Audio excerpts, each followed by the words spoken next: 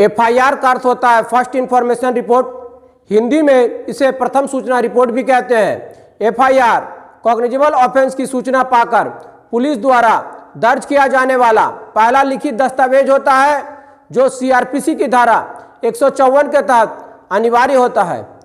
यहीं से जांच प्रक्रिया प्रारंभ होती है। कानून के तहत पुलिस के लिए कॉग्निजेबल ऑफेंस की सूचना पाकर एफआईआर दर्ज करना अनिवार्य होता है।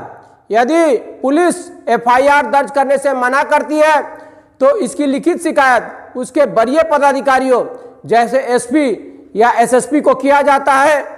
यदि इसके बावजूद भी कोई कार्रवाई नहीं होती है तो इसकी शिकायत मजिस्ट्रेट के पास दर्ज कराई जाती है। कॉग्निजेबल ऑफेंस और नॉन कॉग्निजेबल ऑफेंस में मुख्य अंतर पुलिस के पास गिरफ्तारी का अधिकार और अपराध की गंभीरता से होता है। अब प्रश्न यह उठता है कि कॉग्निजेबल ऑफेंस और नॉन कॉग्निजेबल ऑफेंस किसे कहते हैं। कॉग्निजेबल ऑफेंस को हिंदी में संज्ञेय अपराध, उर्दू में संगीन जुर्म या काबिले गिरफ्तारी जुर्म कहा जाता है। यह गंभीर प्रकृति का होता है जैसे हत्या, बलात्कार, चोरी। इसमें पुलिस आरोपी को बिना वारंट गिरफ्तार कर सकती है और बिना न्यायालय के आदेश के जांच कर सकती है। दूसरा, नॉन कॉग्निजेबल ऑफेंस को हिंदी में असंज्ञेय अपराध और उर्दू में गैर काबिले गिरफ्तारी जुर्म कहा जाता है। ये कम गंभीर प्रकृति के होते हैं जैसे मारपीट, गाली गलौज। इसमें पुलिस को आरोपी को गिरफ्तार करने के लिए वारंट और जांच करने के लिए न्यायालय के आदेश की आवश्यकता होती है। एफआईआर का महत्व, यह प्रारंभिक रिकॉर्ड होता है, यहीं से जांच प्रक्रिया प्रारंभ होती है। एफआईआर जांच का आधार होता है। समय, स्थान और आरोपी का नाम जो एफआईआर में दर्ज कराया जाता है उसी के आधार पर पुलिस सबूत और गवाह जुटाती है, पीड़ितों के अधिकारों की रक्षा करती है। यह सुनिश्चित करता है कि शिकायत दर्ज कराई जाए जिससे पुलिस नज़रअंदाज नहीं कर सकती।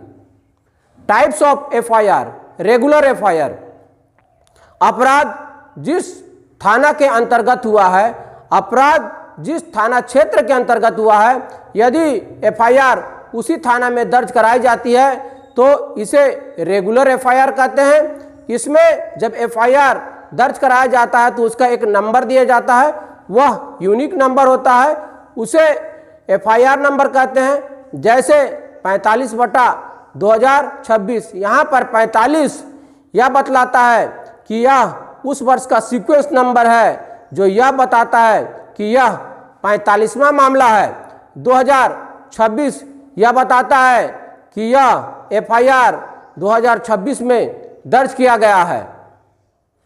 जीरो एफआईआर, अपराध किसी भी थाना क्षेत्र के अंतर्गत घटित हुआ हो लेकिन उसकी एफआईआर हम लोग किसी भी थाने में दर्ज करा सकते हैं।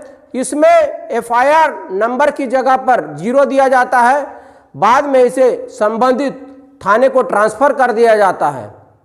क्रॉस एफआईआर, जब दोनों पक्षों द्वारा एक दूसरे पर आरोप लगाकर एफआईआर दर्ज किया जाता है तो इसे क्रॉस एफआईआर कहते हैं।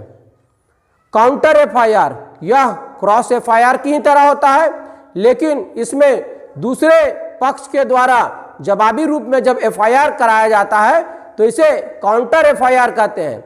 ऑनलाइन एफआईआर, आजकल कुछ मामलों में एफआईआर ऑनलाइन के माध्यम से दर्ज कराया जा सकता है, इसे ऑनलाइन एफआईआर कहते हैं।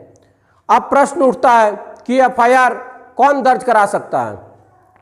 पीड़ित व्यक्ति, उसके परिवार का सदस्य, प्रत्यक्षदर्शी जिसने घटना घटित होते हुए देखा है या जिसको उस अपराध के बारे में जानकारी है।